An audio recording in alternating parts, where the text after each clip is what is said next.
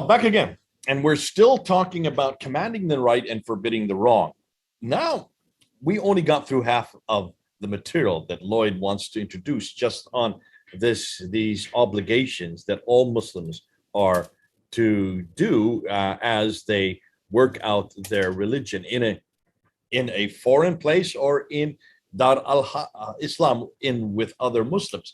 And we have always been overwhelmed, you might say, those of us who work with Muslims, on how aggressive they are in their da'wah or their evangelism, depending on the word you want to use for that. And now I understand why. It's because it's right there in the manual. It's there in the Reliance of the Traveler. This is now part two, where I'm going to ask Lloyd to talk about the verbal abuse, the intimidation, and even the use of assault that is obliged to Muslims against those who are either as Muslims or non-Muslims who then use or find things that Muslims find injurious or find offensive. So over to you, Lloyd. Help us out with this second part of this commanding the right and forbidding the wrong. All right. So we've laid a foundation in the previous show. We've introduced the basic doctrines and some terminology and concepts that are required for you to know. So let's continue with part two. This is shorter than part one. And to pick up where we left off, you must have knowledge of the wrong act. And it says here, again, you should not eavesdrop at another's house. However, if two upright witnesses come and inform you that someone is drinking, or you hear music, you may enter his house and take him to task. Notice the, shall I say, euphemism, take someone to task. Like the mafia could take care of you, or they could take care of you. So, okay, you interpret that as you see fit. Now, notice it says here, the second degree consists of explaining that an act is wrong, okay? But you hope that once you explain, they will stop once they find out. So you will give them evidence, right? You will give them this wisdom. And of course, you should say that, people are not born scholars. We were unfamiliar with many things in sacred law until scholars mentioned them to us. And perhaps there are not many in your hometown. And then they'll say, have you consulted a scholar? Well, fortunately, I went and consulted a scholar. I am now reporting what the absolute top scholars in Islam to ever live have said on the topic, and I find that Muslims are very unhappy about that. I have consulted a scholar, and now I'm consulting the wrong scholars. I need to consult them instead. But of course, they're not able to provide me with their qualifications as to why I should listen to them. Now, prohibiting the act verbally. The third degree is to prohibit the act by admonition, advice, and making the other fear Allah by mentioning hadiths. Okay, fine and well. Now, of course, if you're a learned person, do not come across as haughty and arrogant, right? Don't try to raise yourself above the other Muslim, right? That's nice and well. But let's go here to censuring with harsh words. We've already discussed that you have to revile that person, which means to use abusive, insulting language. Language that confers hatred, your hatred of that person upon them. The fourth degree of severity consists of reviling the person. Again, this is hatred, animosity towards that person, and bearing down on him with sharp, harsh words. You do not resort to this unless unable to prevent the person by politeness, and he shows he wants to persist. So reviling him does not mean vulgarity. I have mentioned before, Islam has a very detailed doctrine of lying, and unfortunately scholars are allowed to lie. Muslims are, under the Sharia, allowed to lie for various reasons. I will cover that another time. But instead, you will find that no, while it might say this is not the case in practice. So now, reviling means vulgarity. Reviling means hatred. And nastiness. But rather saying, you degenerate, you idiot, you ignoramus, do you not fear Allah? Well, we've seen this happen with far worse than you ignoramus. And so forth. Allah Most High quotes Abraham, fie on you and what you worship apart from Allah. Can you not think? So apparently that's what Abraham politely said. Remember, Abraham is a Muslim. Abraham, because of the creed of Abraham, Muslims are to hate Jews, hate Christians, hate non-Muslims, as we covered in a previous show. Now, righting the wrong by hand. The fifth degree consists of changing the blameworthy thing with one's hand, such as by breaking musical instruments, pouring out wine, or turning someone out of a house wrongfully appropriated. And do not do so when one can get the person to do it himself. In other words, talk them into doing it themselves, make them stop, which effectively would be self-censorship or intimidation, right? Or break the instruments, for example, just enough to stop their being used for disobedience and no more. Or be careful not to break the bottles when pouring out wine. But if you cannot manage except by throwing rocks at the bottles or the like, then you may do so and you are not obliged to cover the damages. Don't break the thing, but smash the thing and it's okay. Don't break the bottles, but smash the bottles, it's fine. Don't hurt him, but if you have to, it's okay. You will find that every single law in the Sharia has its opposite, has a loophole, has an exception. So it'll say, do not kill women and children, except if you need to kill women and children, it's fine. Don't kill anybody, except if you have to murder them, it's quite okay. You will see this over and over. We will see numerous examples as we go. But understand, it gives with one and it takes away with the other. Your thoughts, Jay, before I finish? We're nearly done. This will be quick. No, this is fascinating. Now, let me just say one thing. These are not the authority that do this. This is any Muslim can do this. Yes. Yes. So we showed that earlier in the first part. I could go to your house, pour out all your wine and destroy your instruments, and then say, I've done my duty. I'm obliged to do so. And there's no recourse. I don't even have to pay for the damages. Correct. It's holy. What you've done is a holy act. You've brought glory to Allah. So holy breaking and entering, and holy, what would you call it when you smash someone's possessions? You know, I'm not a lawyer. Well, we would call them the degenerate, ignoramus. I would say they are the degenerate. They are the ignoramus. Obviously, in this case, these are the words you're to use against someone who has actually involved or imbibed in wine or played instruments. Isn't that sad? Right. Intimidation, Q5.7. The sixth degree is threatening and intimidation for Allah, holy actions for Allah. Threaten people and intimidate. Now, the mafia threatens and intimidates. But of course, the mafia are evil, but if you do it for Allah, it's good, which is otherwise known as hypocrisy. And you should say, stop this or I will. And when possible, this should precede, it should precede actually hitting the person. Notice it doesn't say it must, it should. Understand there are these 7 levels. You can go from level 1 to level 7 without stopping in between. Understand these are recommended, these are not obligatory.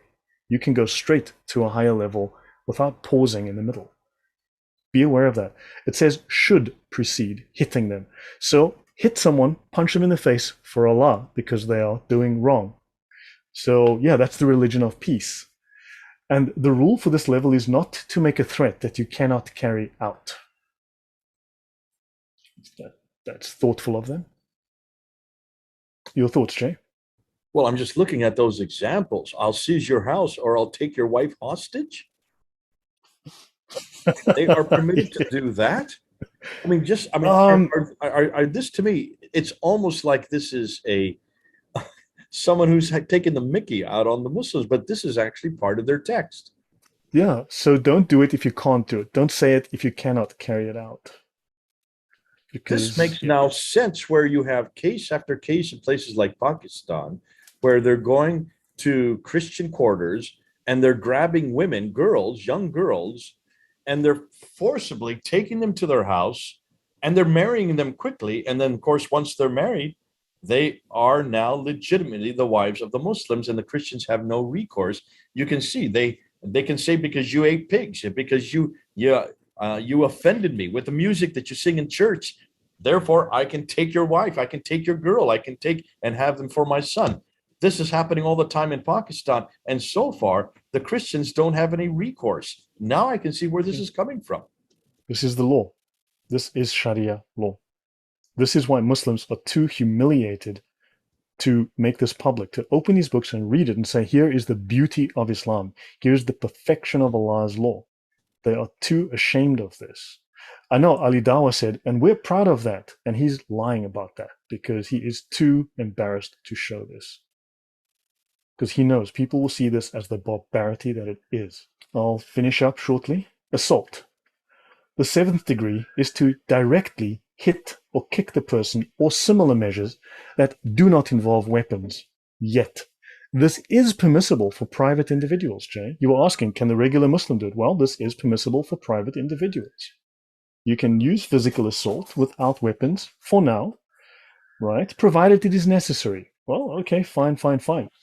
Okay, so yes, you can hit them. And then force of arms. Now, the eighth degree is when one is unable to censure the act by oneself and you require the armed assistance of a few friends. So you require the armed assistance of others. So maybe you, I don't know, take 50 of your best friends and go gang up on Hatun Tash at the park and you go, hey guys, I think we're safe now.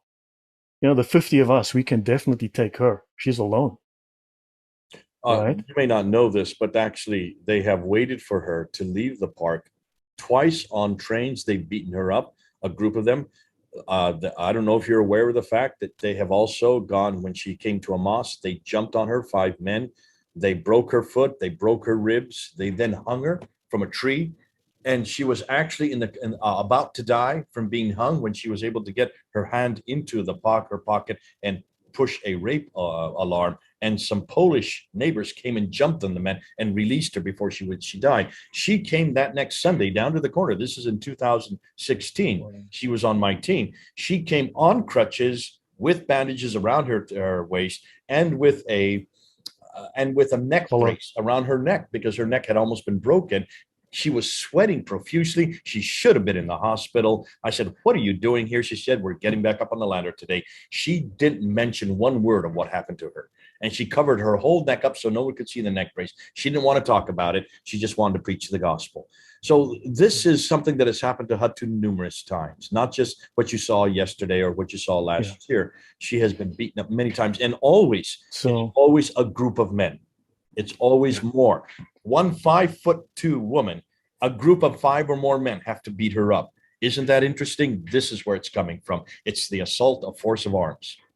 Now, people will say, but those aren't real Muslims. Those are right. No, this is Orthodox Islam. This is the single most popular Sunni Islamic manual on the planet.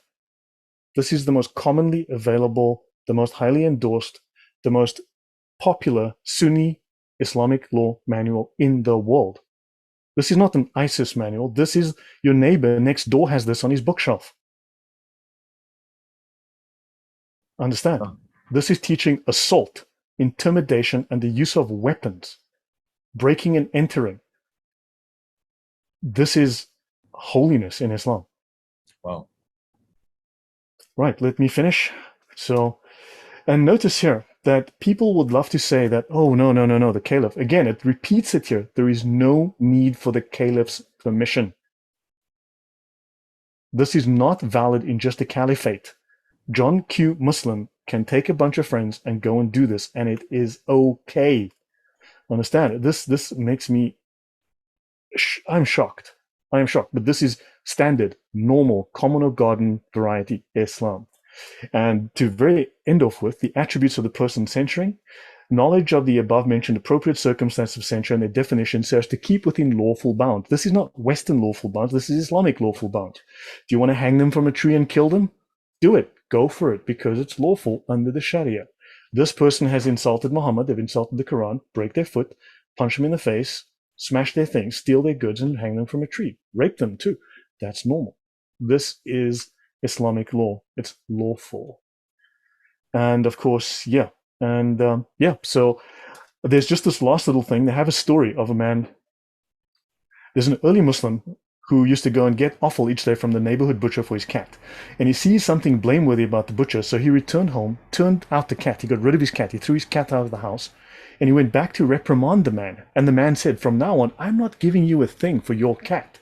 To which this man replied, I did not censor you till I gave up both the cat and any desire for what you have. And that's the moral of this story. I think I'll end it here, Jay. And I'll give it over to you for your comments. Well, Lloyd, there's not much I have to comment here. I think what we have been asking, many of us who have had to engage with Muslims, often in public, and in case for those of us who work at Speaker's Corner, the Muslims who are there have all read the Reliance of the Traveler. They know exactly what it says. They would be familiar with everything you have now offered to us and showed for us. I was not aware of this. I saw the repercussions. I saw the actions. I was on the many times on the other end of their actions. I did get beat up. I had my glasses broken. Many times I came home with blood all over my shirt. My wife did not want to know what happened. She didn't want the boys to know. I didn't understand at that time. I just thought that this is probably the culture of the people that were forcing this on me. But I noticed it happened for many different cultures. It was Indians, it was Pakistanis, it was Arabs, it was North Africans, it was even some Jamaicans. I couldn't believe that it didn't matter what culture they came from. They all seemed to act the same way. They were all very aggressive, even to the point of spitting on us, punching us, throwing us to the ground, throwing us off the ladder, and certainly abusing us in every way possible. We never did that. We never answered in kind. We were always very respectful. We did raise our voices. We did what Christ did. And there was such a contrast between the way the Muslims acted and the way we acted. And this came up all the time. In fact, we won almost every debate, not only because of what we had to say, we had better content, but because of also the way we said it. And it became a point for almost saying, became such a testimony and a witness to Jesus Christ that we never did use harassment. We never did use verbal abuse. We never did use intimidation. And we certainly didn't use the force of hand or assault. We were very careful. We never intimidated, didn't need to, because our material was so good and because we have Christ as our example. What you're showing us here is where this all comes from. This is not a cultural proclivity that has now crossed many cultures. This is actually written down in a codified book, in a manual, The Reliance of the Traveler. You're showing that this is something well known. And certainly those who are down at places like Speaker's Corner are those we engage with on the internet, because most of them would be radical, most of them would be orthodox, most of them would be quite familiar with this book, this manual, The Reliance of the Traveler. That's one reason why it's so good that you're unpacking it. Thank you for doing this. I asked you specifically to unpack these different categories. You've done so in the last two videos. Now, Muslims and those who are listening, can you then understand why they have been attacking Hatun the way they have? Hatun's been getting it more than anybody else because she's an apostate. She's an apostate. So they have a much higher hatred for her than anybody else. The other thing is, many of us who have worked with Muslims and have engaged with them in mosques or on the streets, at book tables, and certainly on the internet and at Speaker's Corner, where we get the most volatile of Muslims, they are the ones that are most aware of these manuals. They are the ones that know that what they're doing is a religious act. Even tourists and others who've come by are aghast at the way they act. There were many people, when you look at the comments of what happened to Hatun yesterday at Speaker's Corner, many of the comments were, how can Muslims behave this way and think that that's attractive? How can they call that a good testimony or a good witness for the peace of Islam? They're not there to get a good testimony. They're not there to make a good witness. Their witness is to intimidate. Their witness and testimony is to assault. Their witness and testimony is to harass. So much so that they hope that you shut up. They hope that you just walk away. We don't shut up. We don't walk away. Hatun has never done that. She's been down at Speaker's Corner since 2013. So she has been there for almost 9 years. I was there for 25 years. We never gave in to this intimidation. We didn't understand where it came from. We just assumed it was bad Muslims. Now we find out these aren't bad Muslims. These are good. These are good Muslims. These are the best of Muslims. These are the ones that are actually following their manual. They are actually following exactly what they are to do. Do not be surprised, folks, when Muslims do harass you, do intimidate you, do verbally abuse you, do hate you, and yes, even raise their hand against you. If they come up and take your wine and pour it out, if they come up and they have your instruments and destroy it, this is something they're obliged to do. It's not Lloyd saying it. It's not me saying it. It's the Reliance of the Traveler saying it. That's why if Muslims are going to come back on us on this, if any of you want to try to engage with us on this, if you want to come up and show us that we are wrong, that we've interpreted wrong, then all you need to do is show us. Show us from the Hidayah text manual. Show us from the Reliance of the Traveler where we are wrong. Everything that Lloyd has shown you is straight out of the book, black and white. Don't argue with us, argue with it. But do not be surprised when Muslims start to act as they are told to act. They are obliged to do so. Lloyd, thanks so much. This has been great. Yeah, this has been terrific having you on board to unpack this for us. We'll be doing some more of this, so sit tight. There's an awful lot more yet that Lloyd's going to go through. Till that time, this is Lloyd and Jay, a few thousand miles apart, over and out. Goodbye.